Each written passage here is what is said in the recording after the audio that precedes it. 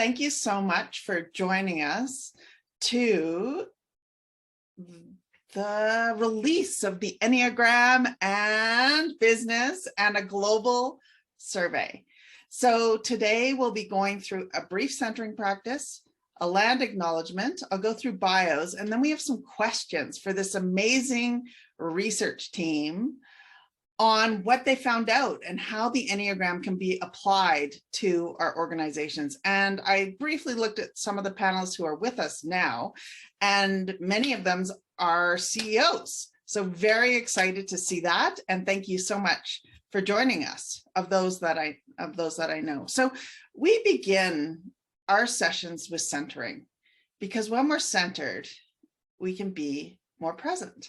So just a brief practice. Invite everybody to do a few belly breaths with us. Deep belly breaths. Often we're just breathing from the top part of our lungs. And when we breathe from the fullness of our belly, we can be more present. Belly center. Now I'm going to close my eyes as an assertive type, but you can keep your eyes open or closed. Now I'd like you to sense your right arm.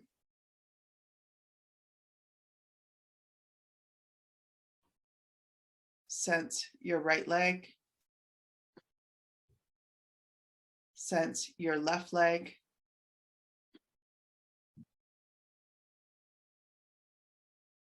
Sense your left arm.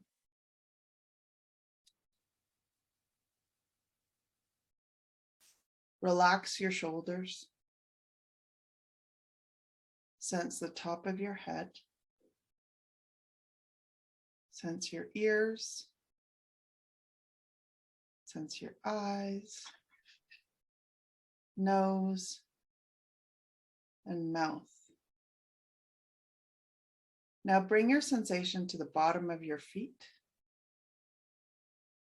And with this grounded awareness, we will get started. So I would like to do a land honoring. And from my Indigenous friends and colleagues, the way they suggest that we land honor is actually with the fullness of our heart. They've told me it doesn't matter exactly what we say, but that we honor those who walked before us. So I'd like to take this opportunity to acknowledge the traditional territories of the people of Treaty 7 region in Southern Alberta. And the city of Calgary is home to the Métis Nation. So just a moment to honor those who walked before us. Thank you. So I'm Catherine Bell, founder of The Awakened Company. For those who do not know me, we are here to ignite and sustain the fire within with passion and purposefulness and also playfulness. And I'm with my colleague, Bliss, and Bliss and I will be the facilitators of the conversation. And we have this amazing group of people. I'm also here with Sherry, and Sherry helps to coordinate and logistically manage all of our operations. So welcome, Sherry and Bliss. And now I'd like to more formally introduce the people who did this study, this incredible study, who invested their time, their energy and passion to bring this work to life, to be of service to the Enneagram community and also to our communities at large and internationally. This survey was translated into 22 different languages. Like, that is incredible. So, and who is at the helm of this is Ginger. And so Ginger Lapid Bodga, I'd like to introduce. She's an internationally recognized Enneagram author, OD consultant and coach, and is considered to be a world leader in bringing the Enneagram insights in the Enneagram across the globe. Bliss and I have both trained under Ginger. She has inspired a lot of our work. She is a huge influence in terms of the Awakened Company. She's authored 9 Enneagram books. And let me tell you, as an author who's authored 1 book, which took me 7 years, I can't tell you the dedication it takes to bring 9 Enneagram books to life. She's worked directly in organizations. She offers global certifications. And her latest book is Transform Your Team with the Enneagram, Build Trust, Reduce Stress, and Increase Productivity. So that is Ginger. So welcome, Ginger. Well, energy out to Ginger. All right, yeah. And now Bliss is going to introduce Adelaida. Thank you. Thank you, Kath. A couple of minutes late, just getting some technical issues sorted out, but I'm glad to be here and good to see you, Ginger. It's been a while. I'd like to introduce Adelaida Harrison. She's an international speaker, coach, Enneagram teacher, and author of the book, The Neuroscience Behind the Enneagram, which I need to get now. I think that would be a fantastic read. Co-host of a popular Enneagram radio show, 500 podcasts, an audience of 180,000 in Spanish-speaking countries, and presents the Enneagram in creative, approachable ways to help transform lives. She's also creator of Life Design System, a program that integrates coaching, neuroscience, and the Enneagram, and has developed a social action change program in coordination with the Junior League of Mexico that empowers women and shifts their mindsets. Welcome, Adelaida. Thank you. Welcome, welcome. Okay, next is Gloria Hung. And Gloria is an ICF Master Certified Coach, an Enneagram teacher, organizational trainer. She also serves as the chairperson for the International Enneagram Association in China from 2008 to 2022. That's a huge dedication of service, Gloria. So thank you so much for that. Created Pillar Coaching, an ICF professional coach ACTCP program. She's also incredibly committed to social action. Go Social 8. To that end, she runs a parenting program based on thinking, feeling, and action. Patterns for integration of personality and development growth. It's in its 4th year. This program is being done in collaboration with the Society for Community Organizations for the Underprivileged in Hong Kong, China. Absolutely incredible. So thank you for your social activism, Gloria, and for being you. Okay, so we are going to dive into the survey, and we have some questions for you. So Bliss. Okay, well, you know, these surveys just don't come out of nowhere. Somebody has to have some inspiration or some curiosity. So what inspired you to create this survey anyway? And that would be for any of the three. That's kind of, I think, just kind of open questions, Kath. Is that how we want to open it up to anyone who wants to join in? Mm-hmm. So this is actually the second report that we have with organization. The first one is the 2011, where we do a lot of case studies. We have criteria like the company must be using it for 18 months and it's really continuous executive support. So the report come out with a lot of good idea how it's being applied in organization. And then we keep asking, instead of case study, what else can we do? So I think 2018, a group start to consolidate and keep working on it. And then with the COVID situation, I think we kind of work it out. And the survey this time, we basically look at 3 questions. What is the most common application of the Enneagram in organizations? What are the key benefits of using the Enneagram in organizations? How do people want to learn more about Enneagram in the future? So we have 796 respondents in 23 languages, and we have it in 5 weeks, and then we have the survey results that there is the report that Catherine and Bliss is going to share with people. So I think we have a group of 7 people working on it, but I think there is a lot of people, including the trainers, OD consultant, leaders, and different organizations supporting this. So I think it's really labor of love by all people who really use Enneagram in organizations. So that is history. Wonderful. Thank you, Gloria. Anything to add, Adelaida or Ginger? Well, I think passion is what moved us. And personally, I think that, well, I believe whenever people ask, what is this for? Is really this a method? Does this work? We really knew it worked in our personal lives and professional experience, but we wanted to know, to have facts, data, because Ginger always says, stick to data, get data. So we're getting data, and I think we got very interesting data. Yeah, and I think I would just add, what inspired me was that the survey team, which is part of the Enneagram and Business Network, wanted to do this survey. And the Enneagram and Business Network, which is 70 people, wanted us to do this on their behalf and on behalf of the larger Enneagram community.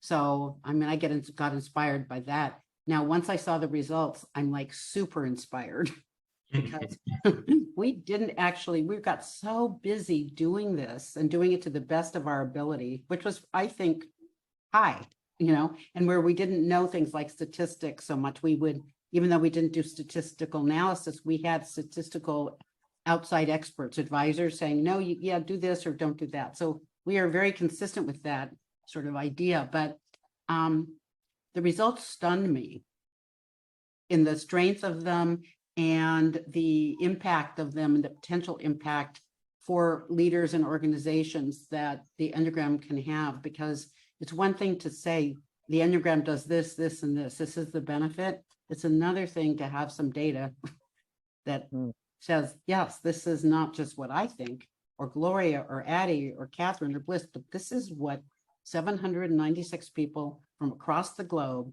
said are the biggest impacts of using the Enneagram in their organizations. And it was really powerful.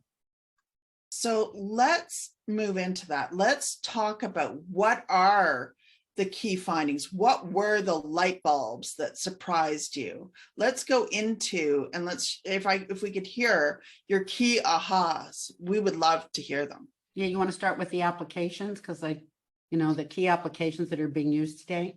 Yeah, let's do that. Yes, okay. Something interesting, and I think the big surprise we got was that there were no surprises from what we had experienced in the whole world, because as soon as we got some trends kept steady, and there were not very much difference between countries. So we always say the Enneagram is great to use it anywhere, any kind of people, race, sex, whatever, gender, but the big surprise was that we were right. So it's so nice to see that. There were not significant difference, and we got from 25 applications that we proposed in order for people not to have to write a lot, we got 9, top 9, over 50%. So it's interesting that we got a 9 there, Enneagram 9, and personal growth, emotional intelligence, leadership, communication, coaching, almost all of them were mentioned in every country, in every place. And we don't have exact data about countries' participation. We just got some statistic studies to be sure that we had a trend and that we can go global. So I think this is the key finding, that the Enneagram is used in various ways. I don't know if you want to add something, but it's used for conflict solving, but personal growth was our first finding. The first application obviously was personal growth. 81% of people said that they use it for that. Emotional intelligence, EQ, was somewhere almost on 70% of the people use it. But leadership, communication, all others that we might use a lot, but now we have data. I think the great thing is that we have proof of that. Yes, the evidence speaks volumes, and also the consistency, as you were saying. As you were saying. Gloria, what do you have to add? Now, I just want everyone to know it's 3 a.m. where Gloria is. And isn't it amazing that she's with us? Like that fortitude. Gloria, would love to hear your thoughts, additional thoughts in terms of using the Enneagram, the application. So I think there is a couple of trends that we see, because that is organization success.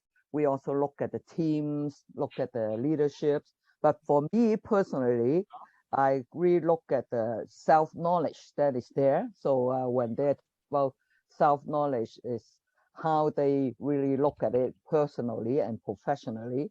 And I really like this because working on my development as well as honoring my strengths ranked like 80 to 83%, meaning we really use the right language into organization, or else if we said, oh, you are having unhealthy situation, people may not see it as honoring my strengths. So I think when we look at that, we feel that the Enneagram community really did a lot of work, post application in organization. So it's really empowering from that perspective. And also when we are looking at relationships, that is helping the organizations, we look at is like increase compassion, increase empathy, improve interpersonal work relationship, improve relationship with leadership. And we also look at that is 41% of people saying that they get a promotion because of Enneagram. And that's great. So it's like people really see the benefit of consistently using, coming back to it, finding the strength as well as seeing other people's angle. So diversity, inclusivity is very important. That is reflected in the benefit of youth in organizations. Ginger, you got anything to add? I think that's sort of like the third area we're talking about is the kind of benefits, right? So Gloria's done a really kind of an overall view of the benefits. So we thought about it. What is the value proposition for you as leaders, for HR people, for us as human resource professionals? What is the value proposition of using the Enneagram? And we got the answer to that, and Gloria covered the sort of big ones. So I'm going to go into some of the sub ones and some overarching things. So, because I've been very intrigued by, the idea of the great exodus, people leaving companies, people not being satisfied, why they're leaving. Okay. And reading a lot about that. And, Harvard Business Review covers that. Forbes does, a lot of other publications. And what we found in our survey, because of some of the questions we asked, what's the benefit? It's like the Enneagram appears to help people honor their strengths, really work on their development, have increased respect for coworkers. Leaders tend to treat their employees more respectfully. It's just amazing. Empathy, how do you teach empathy? And it appears that in multiple ways, in multiple questions, the empathy is strongly increased by using the Enneagram. Now, Catherine, I knew you work in Bliss, and we all do with leaders, right? And so what are leaders needing to do? And there's so many things, but one of the things that's talked about a lot and it's so important is humility, resilience, right? Communication as a leader, being able to be a really good communicator. Enneagram does all that. And I don't know any other system or any other way how do you teach people to respect others? How do you teach leaders to be able to actually embrace humility? It's just sort of phenomenal to me. Empathy, and compassion. So it's very fun and very cool. If you get it, you'll be getting a copy of this. And there's so many subdomains. When we got the data and we put it in graphs for ourselves and then, did the summary of the summary, and we have that in the report, but we decided to share with all of you actually the graphs, which for each category of question we asked, and you can see the graphs and the percentages, because we had a number of items that over 80% of the people said this is a key benefit. Many that were over 70, that's what Gloria, many over 60, even over 50. We didn't know we did it. Will we find anything over 50% of people saying was a benefit? And man, boy, did we find great things. So again, self-knowledge, and Gloria talked about that. Relationships in all levels, in all directions, including with self, empathy, communication in teams, leaders. Now, another thing that was new, well-being. Well-being comes up, as the Enneagram has helped people in what they, however they define it, we didn't define it, right? Has increased, hasn't had a positive, strong positive impact on well-being. Respect and trust. 75%, yes. What? Sorry? 75% of people. Yeah. And then Mhm. empowerment, feeling empowered, Mm. 71%. Those are huge. Those are absolutely huge. And when we work with leaders, the research says the highest performing leaders are the most self-aware leaders. And I think Ginger, exactly what you're pointing to in terms of the Enneagram, like pops open our self-awareness. Now, well-being is kind of hitting a chord with me because one of my blind spots is self-preservation. So it's been helping me with my well-being over time. In fact, I've dedicated this year to radical self-care. So I didn't really think of the Enneagram as a catalyst for that. And it is, because without that knowledge or awareness, it wouldn't even be in my MO. I'd be busy volunteering, doing more philanthropy work, doing more work, period. So what incredibly interesting and also provocative results for people to use. And here's another provocative that I know will sing to your heart, Catherine. On the leadership area, when we gave a number of, is this a benefit? At what level is it a benefit? Integrity came up pretty high for leaders.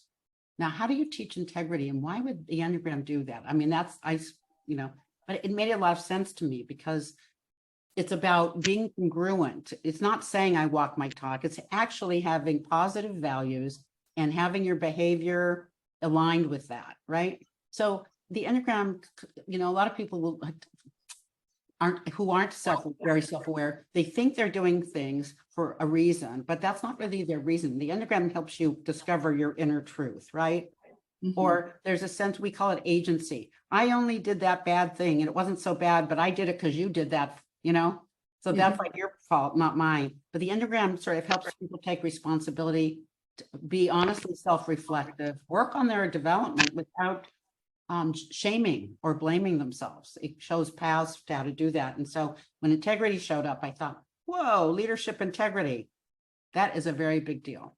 It's an incredibly big deal. And we like to marry business research with the Enneagram. So a key leadership model that we use is the transformational leadership model. And it talks about 4 I's: intellectual stimulation, idealized influence, which is values, inspirational motivation, and individualized consideration. And I think your survey hits on all of those points. And interesting, transformational leadership all begins with I, but it actually has to do with the elevation of the other.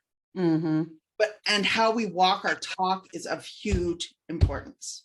Yeah. Important. So I'm loving that this is showing up. And I think in many ways, what we've been through globally is shining the light on parts of us that need to grow and develop. And your survey showed that. So I know Bliss has additional questions, so I'll turn it over to Bliss, but absolutely fascinating results and deeper results, Ginger, than I've felt before. I love it. Yeah.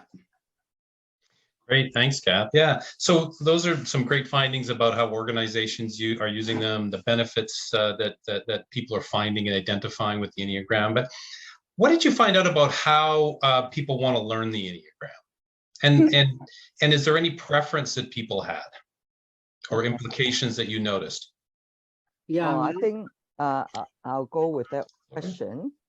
Yeah, we find that 70% of people still want to have in-person training programs.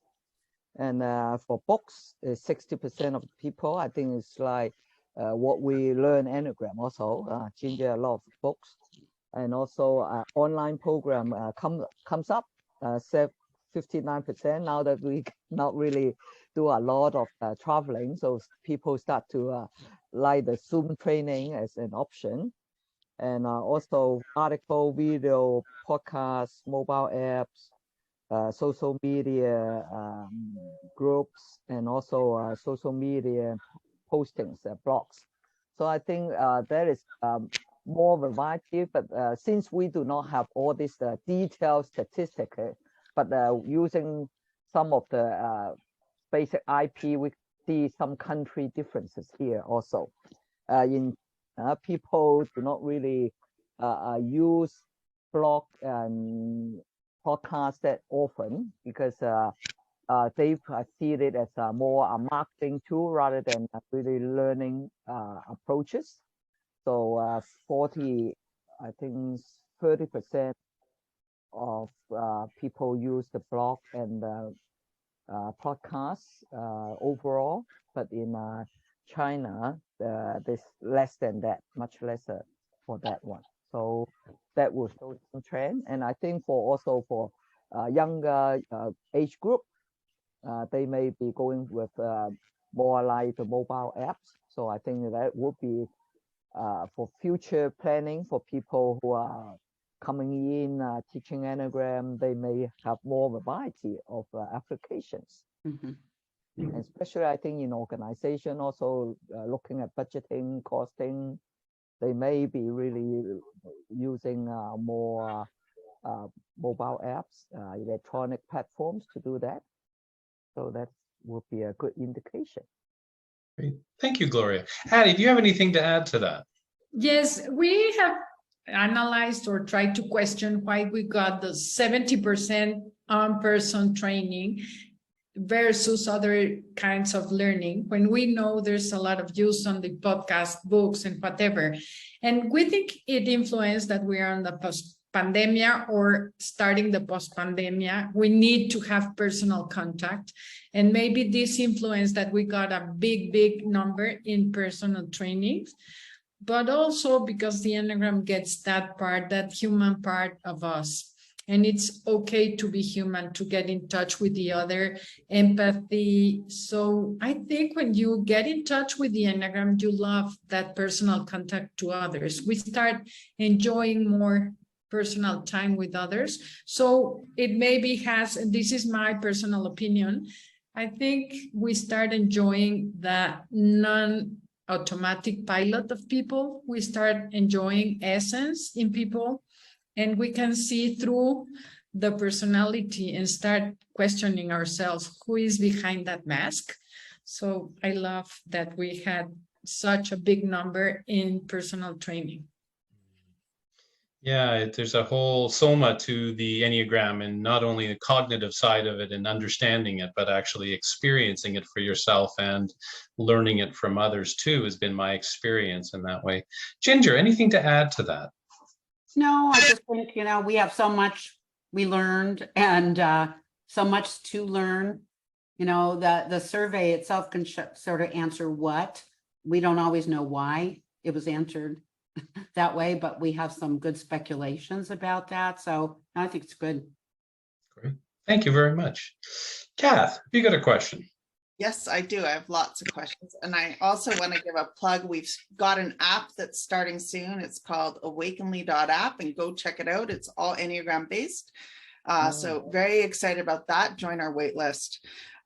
So we have coaches on the call, CEOs on the call, and we know these types of people are interested in how can this research be applied.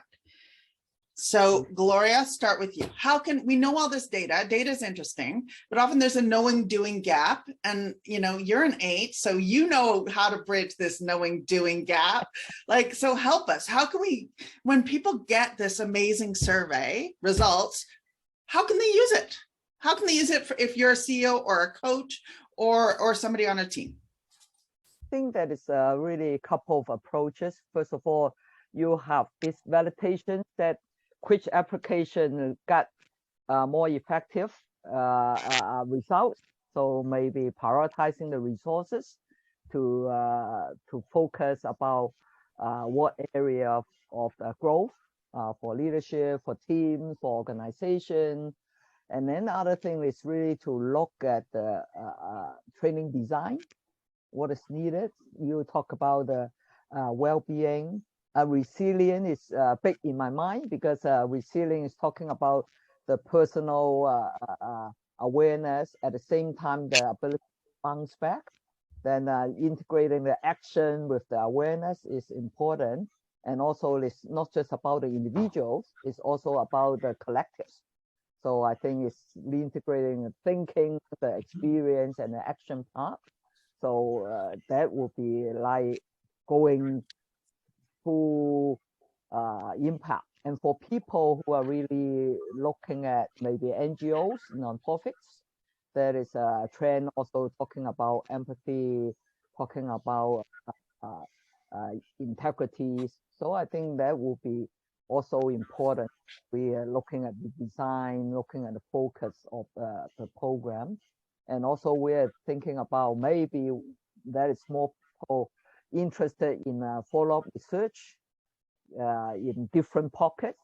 So I think this offer people view into bigger organizational impact on individual and the benefits of the corporation success. But I think also maybe telling people, yeah, maybe if they run another research into well-being, that they can also take out more information. So I think this gives people a platform and to do more work about that also.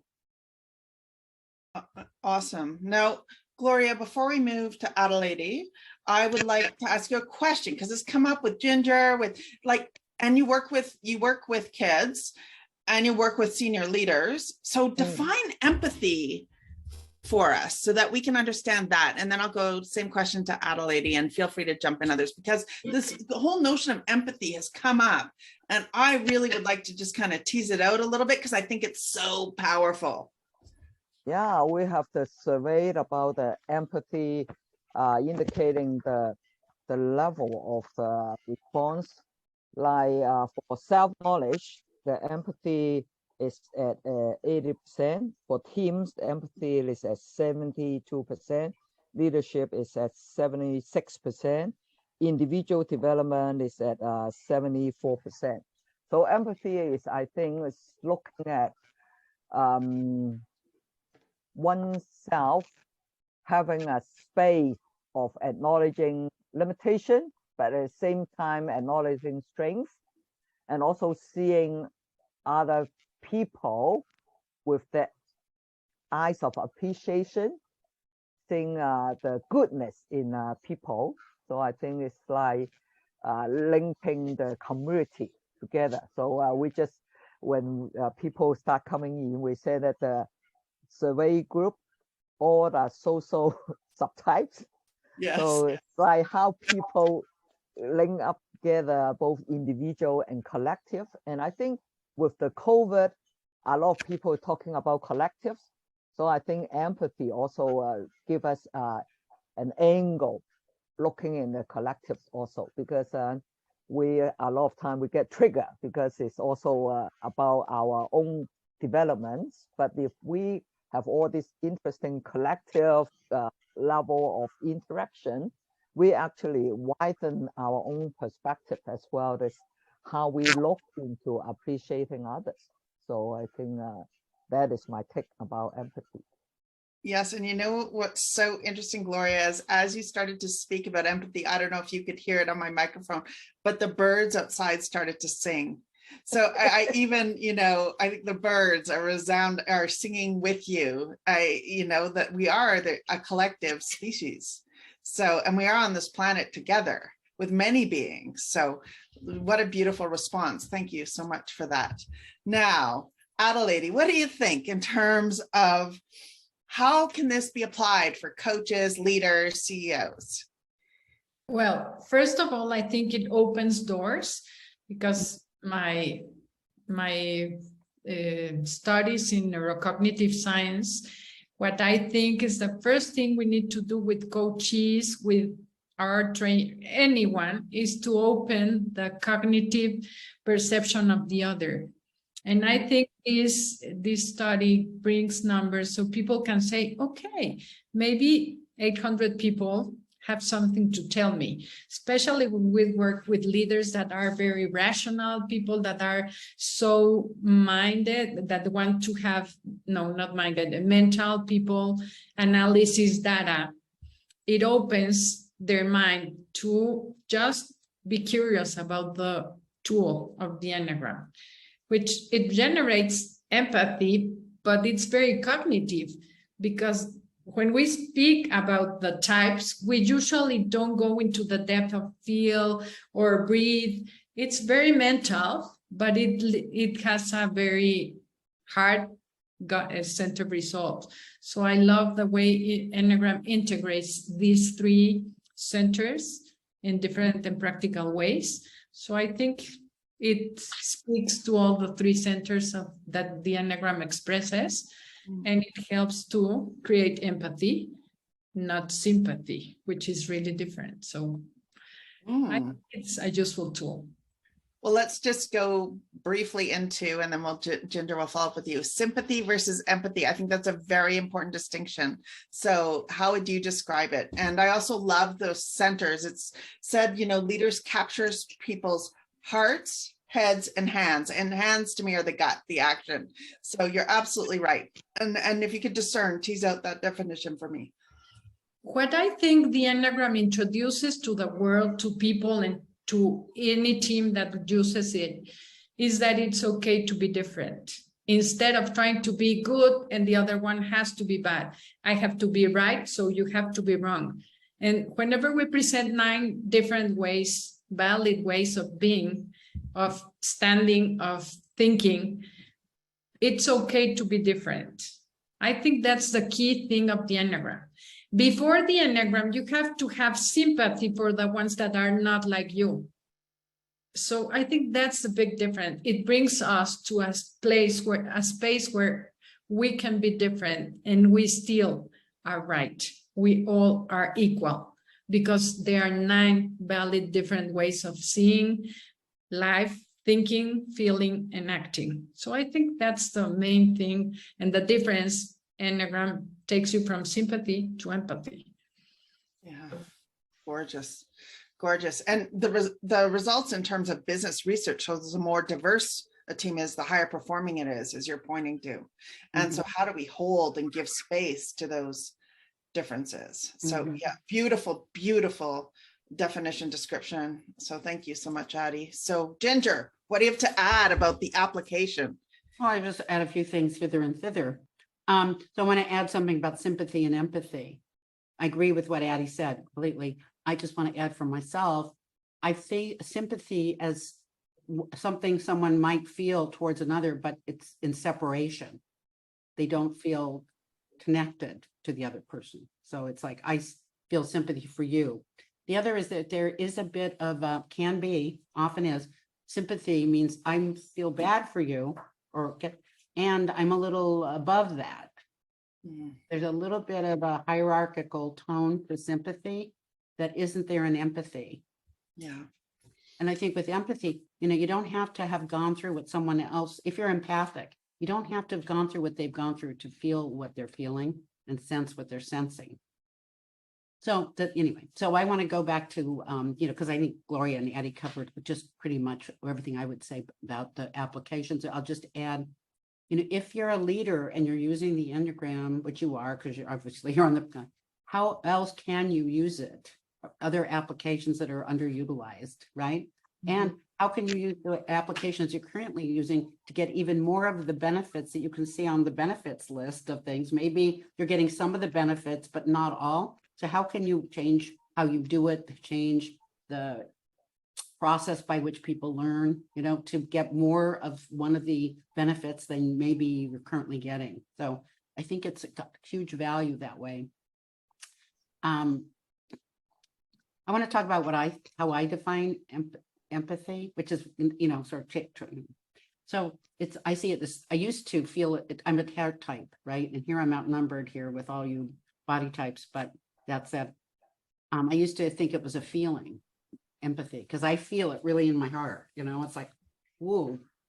And I think it is a feeling, but as I think it's like 3-centered. It's like, I see you, which is the head center. I get, I see you. And I see you, not you through my eyes, not through my projections, not through my lenses, but I see you. I feel you, not through my emotional unworked issues, not blind spots where I don't feel anything because I haven't worked it, or underworked things. So somebody feels sad and I feel they're hysterically crying and they're not. So I can feel you. and I get you, which is a body thing. You know, it's like the whole, I get you. And I think that the Enneagram can help people clear themselves, head, heart, and body, so that they can actually see people for who they are and feel people, and not just a projection or blocked off feelings, but feel people, feeling feelings. And you don't have to have the same experience, and get people. It's like you get what this person's about, and it's done in a non-judging way.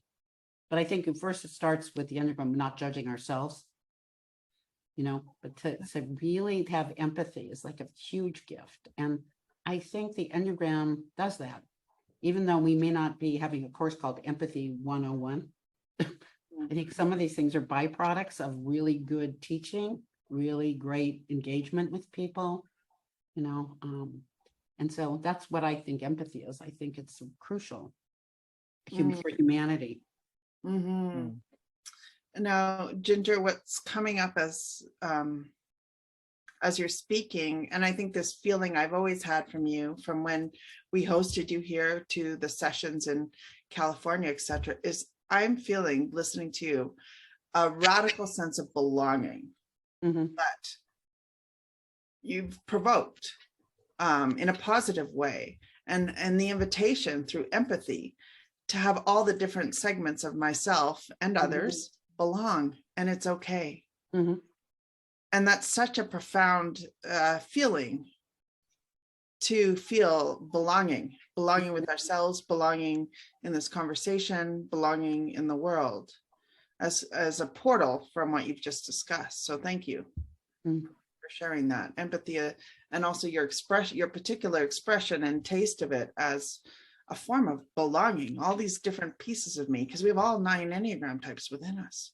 and they all belong. Even my raw rage belongs. So yeah, thank you so much for that. Yeah. Bliss.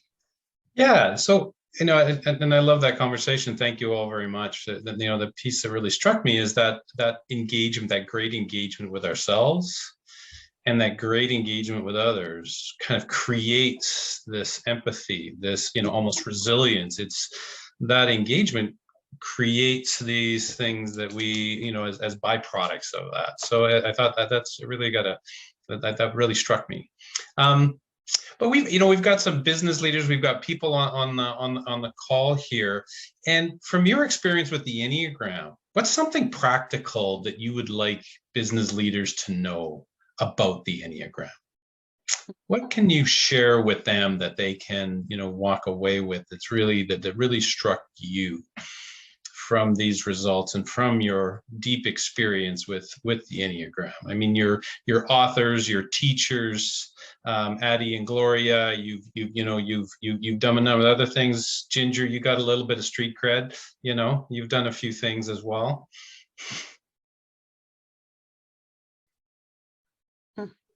What I would like to say is that it's worth the effort.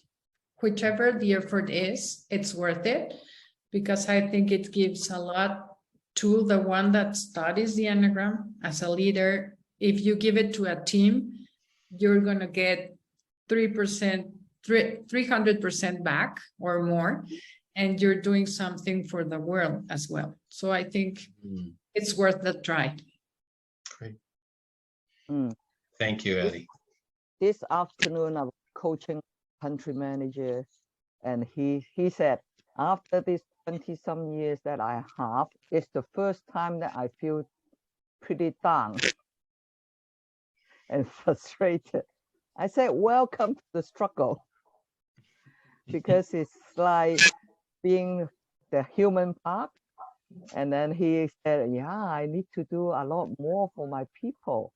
And I said, they will thank you for your awareness and development.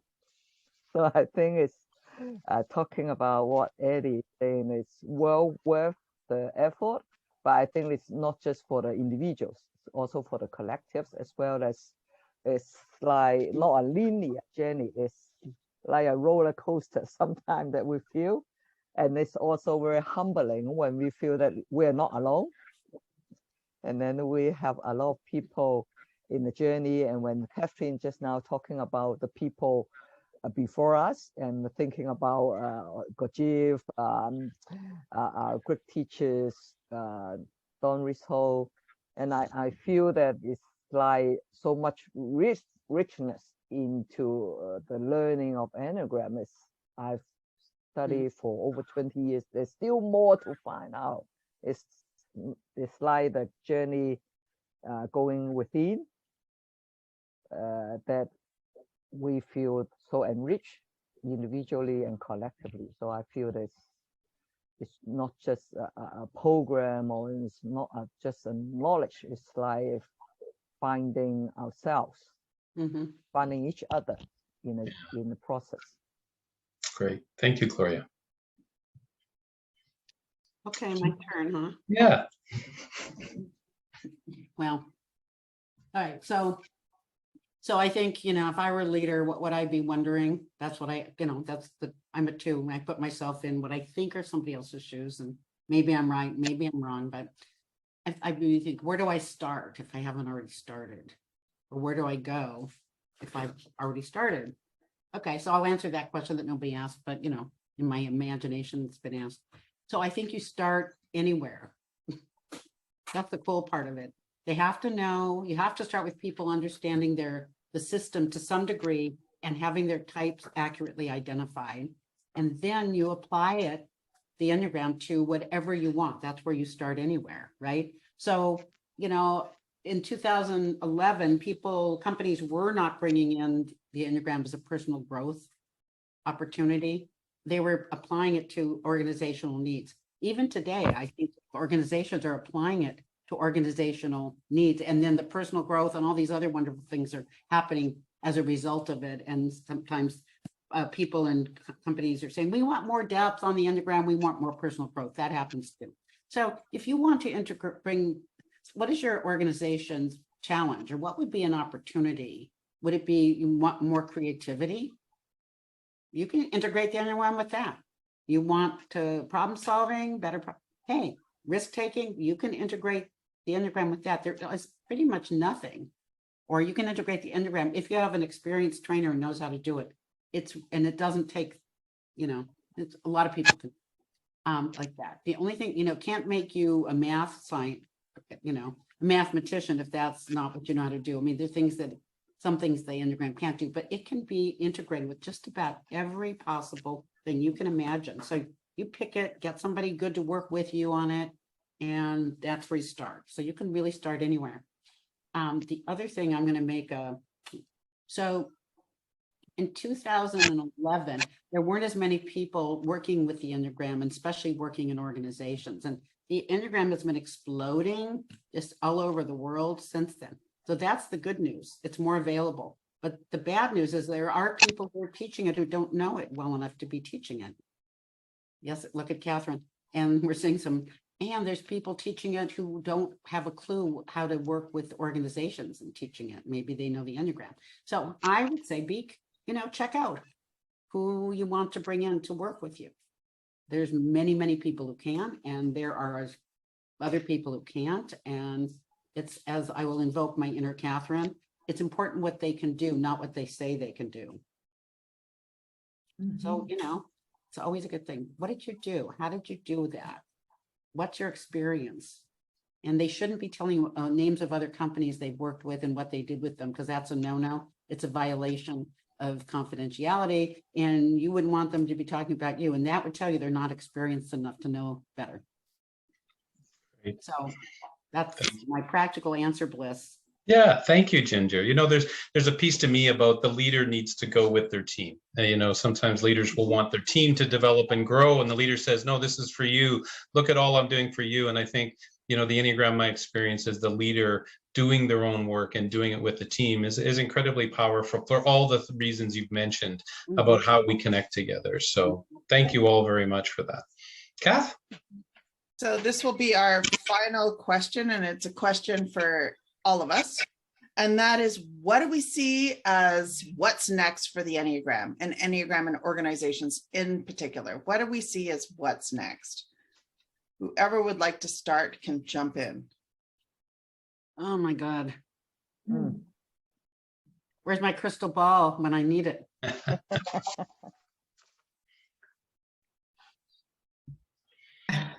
I can give an answer from my personal desire. This should be in grammar school. So we have a different world from the beginning, but we can start with organizations as well. Spread it, spread it, spread it. And if this report helps, we would be very glad for people to use it, share it, and give it to more people so they can know the benefits and the uses they can give to the Enneagram. Mm. So I think when the COVID situations come around, there's research saying that one hand, people become more compassionate to other people because we are struggling together.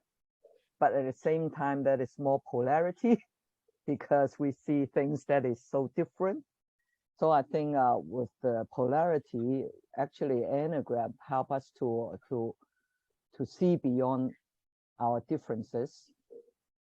So I can see Enneagram in community, in youth, in parent, that is what I'm doing, in executive, in organization, with teams. So I think that is a lot of things that we can do. And just as long as we have enough quality practitioner, then I think we will contribute more and make the world a better place. Yeah. Thank you, Gloria. Yeah, I think just from what you've shared here, one of the things that really strikes me is the real attention that organizations and I think many communities are, and Gloria, you touched on, is that diversity, equity, inclusion, and belonging, and how the Enneagram can help kind of indirectly and probably even more directly, but influence how people enter into those conversations, how they accept each other, how they accept differences. And, and I think, Addie, you said it's okay to be different. And so I think the Enneagram is really going to be hoping that it has more influence in that domain over the next number of years. Yeah, and then one data that I can share also for the diversity, equality, and inclusion. In China, that is 60% versus the global level is at 43%. So a lot of people see maybe black hair, yellow skin, they're the same, but there is really a full spectrum of diversity. That is people more from the village to the city, from the north to the south, and vice versa. So I think that kind of inclusiveness is really bring about with the knowing of the individuals through Enneagram. So I think that is very encouraging, even looking at the future of development of Enneagram in my country. Another thing that I would like to add, for people that don't have that space in their personal organizations or in their organizations, they can start with themselves, because the work with the Enneagram shows. So maybe if there's not that space, it's not that budget, you start with yourself and people will start asking, what did you do? You look different, you seem happier, you seem better. So let's spread it that way. So not always easy. It's not always easy to introduce it, to talk about the Enneagram, but you can just show the benefits to other people, because we got a result. People noticed the work in others, the Enneagram in others. So that's a nice thing to start with also. Another idea. I know for me, so the Enneagram's been walking with me since I was about 15. My mom and my aunt introduced me to it, and it's had a real profound effect on me. So I love what's been talked about and shared here around younger generations. And Sherry has actually been inspiring, because it's had a big effect on her, that we need to get this out to younger people. So I think we have a profound opportunity in terms of awareness, although it's going like crazy. I think I could walk right now downtown and maybe 1 in 20 would know what the Enneagram is, maybe even 1 in 100. So I think there's an even bigger opportunity to just bring this wheel of awareness. Mhm. When I studied diversity, equity, and inclusion at Cornell, one of the biggest things that we looked at was having diversity of thought before anything else, before any other attributes of diversity. And the Enneagram teaches that wheel. However, back to what Ginger was saying, to make sure that the teachings are authentic and real. So for people who may be introduced, you maybe go to the narrative Enneagram to get actually properly trained in this work, because so often the memes catch fire, but we need the real work done. We need the real work. So I just see it as a landscape of opportunity for anyone involved in the Enneagram. And I think we go from younger to seniors. Like, I think everybody should know, at least have the opportunity to understand it. So anything to add, anybody? Ginger? No, I'll just say that I think the study we did is both a reflection of the times that we're in with the Enneagram's use in the world and in organizational use, which is, we're beyond who's using it, how are they using it? It's like, what is the benefit? Because I think that's the question. So that would mean we're actually still in the middle of early use. So that means we have a lot more use to go before we get really main use, right? So, but we're also, so we're a product of the times, but we're also influencing the times, because we're giving, the study gives people data, information, insights for how to bring it out even more and help the curve expand. So, I just really appreciate the integrity with which you and Bliss, hold the organization and the work you do with the Enneagram. And, really thank you for, having us on your video podcast or video cast. Well, thank you so much for sharing the results and for helping in the proliferation of the Enneagram to a broad community. So on that note, we will be sharing this video on YouTube. We'll be sharing with you the results of the study and also the methodology. And if you have any questions, Ginger, should they reach out to you, questions about the study? What's the best place to reach you? Okay. Yeah. Reach out at info at, so far so good, the Enneagram. I think we're good. It's got 2 E's, inbusiness.com. All right. But read the report first, and it's available in simplified Chinese, Spanish, French, and English. So, and it's that you can get the report beyond, for colleagues, beyond what Candace says. What she sends is enneagramsurvey.net. That's available now in those 4 different languages. So Great. Thank you all very much for your excellent questions, and thank you so much for initiating this survey for all of us. Yeah. Thank you. Thank you for having us. Bye-bye. Thank you. Bye-bye. Bye.